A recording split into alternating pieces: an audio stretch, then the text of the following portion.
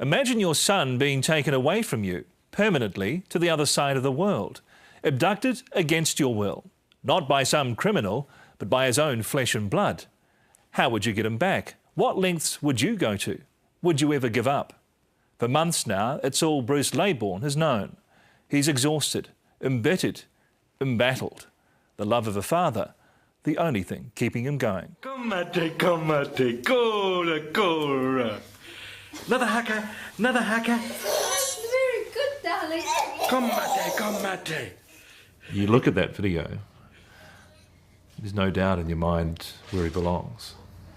No, he belongs here. He's a New Zealander. He's a little Kiwi lad, and wow, we just want him to grow up. In this country, this is where he belongs. Nice puku. Nice puku, Dylan.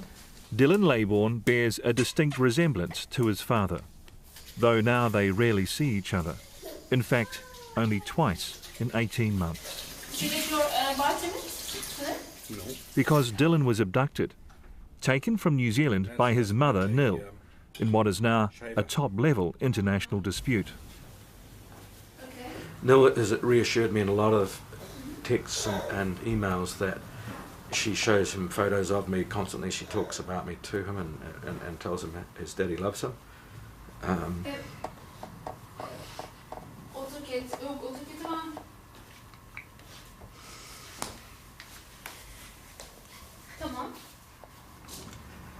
Whether he understands, I don't know.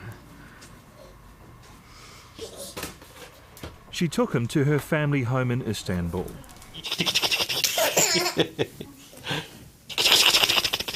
Here comes another one. There's a big ticky coming. This footage filmed when Bruce journeyed to Turkey earlier this year to try and get him back. When I look at the film, I don't often look at the film, it's so upsetting of Dylan, but when I look at it, hell, it's worth the fight. It's worth the fight. I mean, you can't ever give up. It had been a loving, committed relationship, albeit sometimes stormy. He, a successful publisher, she, an exotic Turkish bride. They set up home in New Zealand, but travelled the world together through his publishing business. Happy, and he thought, in love. It is difficult having a cross-cultural relationship, but with Noel absolutely embracing the Kiwi culture, it really was a honeymoon, and it was a lot of fun. Then in January last year, she gave birth to their son, her first child. It was the second time around for Bruce, who also has a teenage daughter. It's been a long time since you'd been a dad. How do you think you went at it? I was going to be a bloody fantastic father. I had more time. I had perhaps more patience. I was really looking forward to it. I hadn't had a son. Much as Nil seemed to love living in New Zealand, being a first-time mum, she missed her family, returning to Istanbul with Dylan, supposedly for a holiday, just a few months after he was born. They were to be away for 3 weeks, till suddenly Bruce received an email from Nil to say they wouldn't be coming home, that he wouldn't see his son grow up.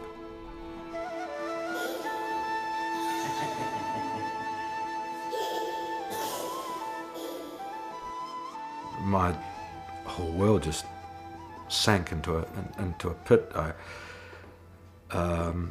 It was a feeling of despair that I'd never previously experienced.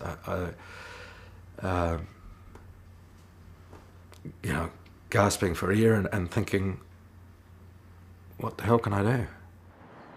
Within days, Bruce lodged an application under the Hague Convention for Dylan's return. The convention is supposed to ensure that a child abducted by a parent is returned to its home country and any custody dispute settled there, ideally within 6 weeks. Dylan was taken 18 months ago.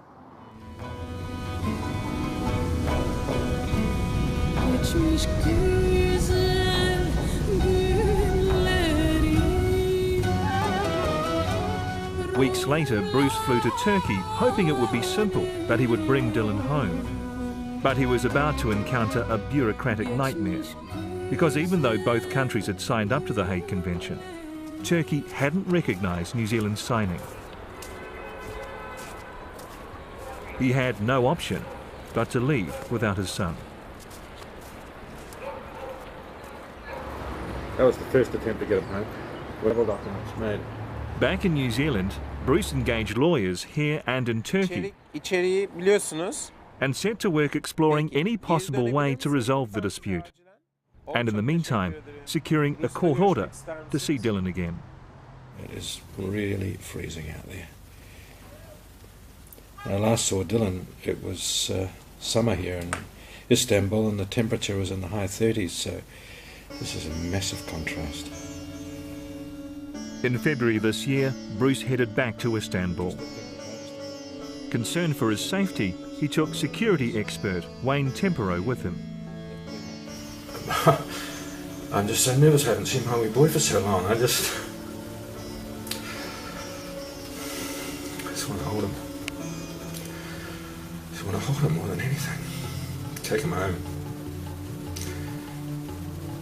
It's been a hell of an ordeal. I really don't know what's going to happen. We've got bags packed, and well, we're going to try. We're going to try. We're going to give it a damn best shot. Can you give me the address? They needed to serve the access order on Nil's unsuspecting family. Man, in a city of 20 million, all these little apartments. But if we lost my little boy here, how on earth would you find him? Never. Bruce, all the while, fearing the worst. That's why we've got to move quickly, whilst we know where he is. What a horrible environment for a kid to grow up.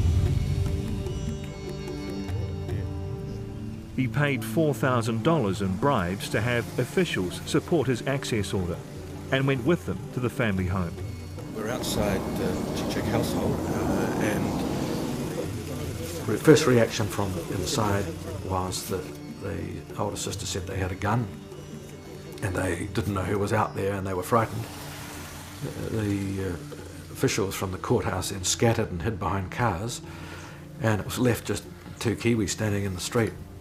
Our next concern was that they'd try and run away with Dylan, so Wayne went to the back door. The mother-in-law came running out.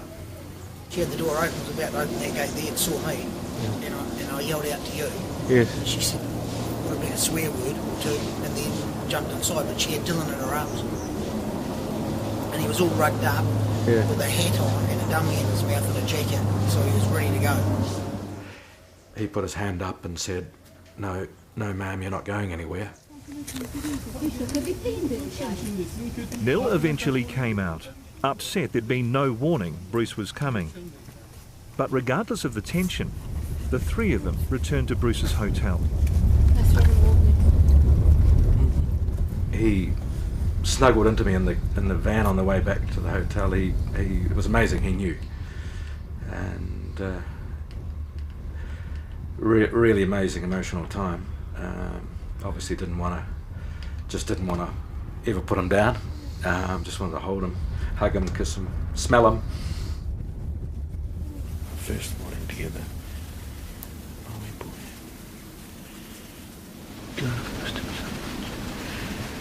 Dylan Rennick Laybourne at the scene of the crime.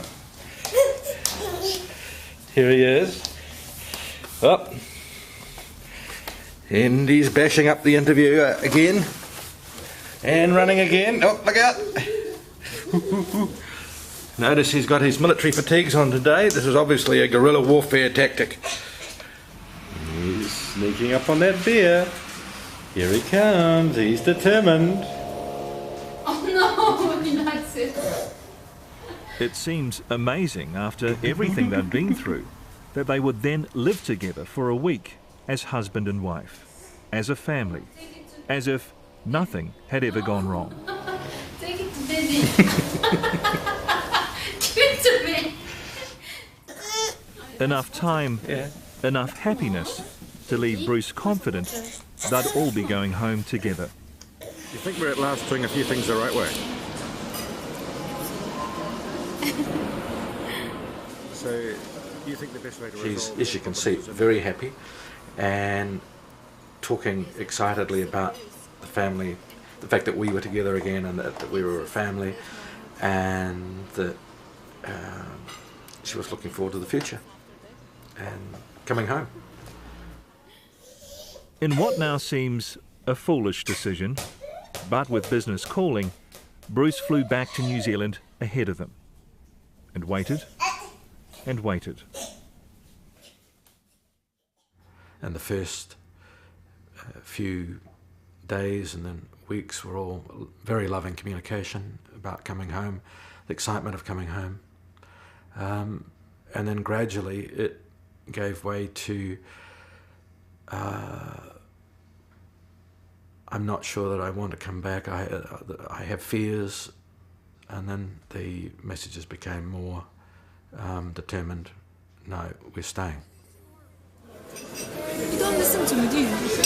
I can't hear what you're saying. We hear it. They're Do going you put the handkerchief Court documents lodged in Istanbul complain of Bruce being an overbearing, controlling partner and husband. Come on, Dizzy. It's your turn to change his nappy. He disputes that, saying he's known as an easygoing man and that Nil enjoyed total independence and freedom while in New Zealand. Either way, she wasn't coming back. And then finally some hope.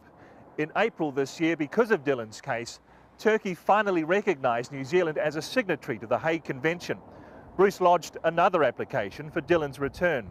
But, and this is where it gets messy, back in Turkey, in Bruce's absence, Nil was granted a custody order for Dylan. Now, under the Hague Convention, that custody order should be viewed as irrelevant. But Bruce's application was still rejected. So we'll go in there. Dial this number. For a year and a half, Bruce Laybourne kept private his efforts to get Dylan back, in the hope of protecting his family. But in desperation, he turned to 60 Minutes. Nil'le mi görüşüyorum? Evet buyurun. Merhaba Nil, ben Yeni Zelanda'dan arıyorum. With the help of Auckland-based Turk Tunç Sagan, we tried to find out why Nil had abducted Dylan, had made and broken promises to bring him home, and why she's now cut off all contact with Bruce. Hello, is that Nil? Alo. Nil, it's Mike McRoberts speaking from TV3 60 Minutes in New Zealand. Michael, if you want to talk, you can talk to my lawyer. Because what will you do? Actually, it is against my personal rights. Because you are taking extremely wrong information. Now I'm hanging up. Well, if no, you want to talk, but we call want my to lawyer. ask you Bye-bye. about that information.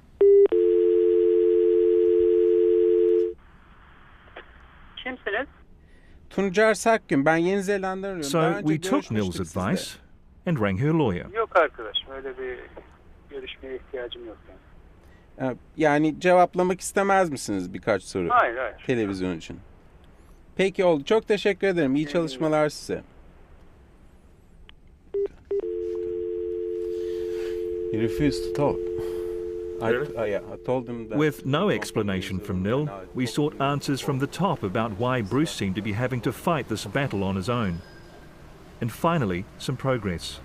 Then Prime Minister Helen Clark promised to formally write to the Turkish PM. Diplomacy has done all it can. Officials have done all they can.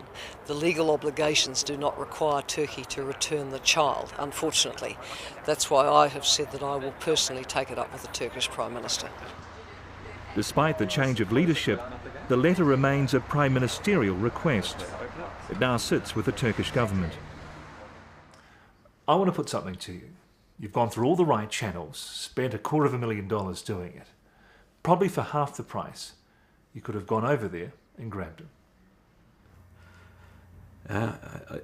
You're probably right, and I know what it's like to have a baby snatched.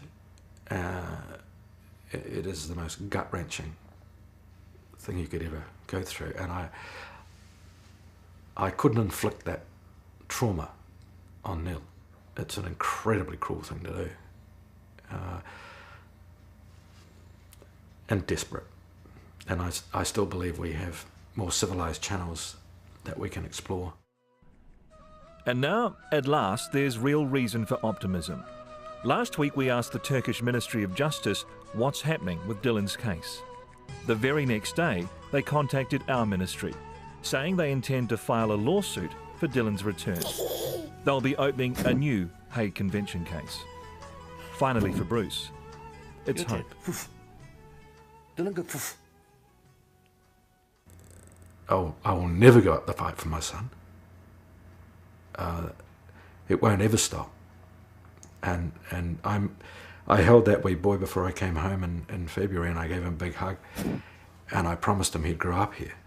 And I feel absolutely rotten that I haven't been able to fulfill my promise yet.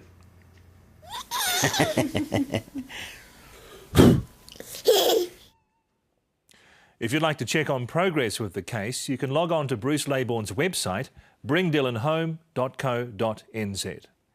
We're back in a moment with a 60 Minutes exclusive, Barack and Michelle Obama.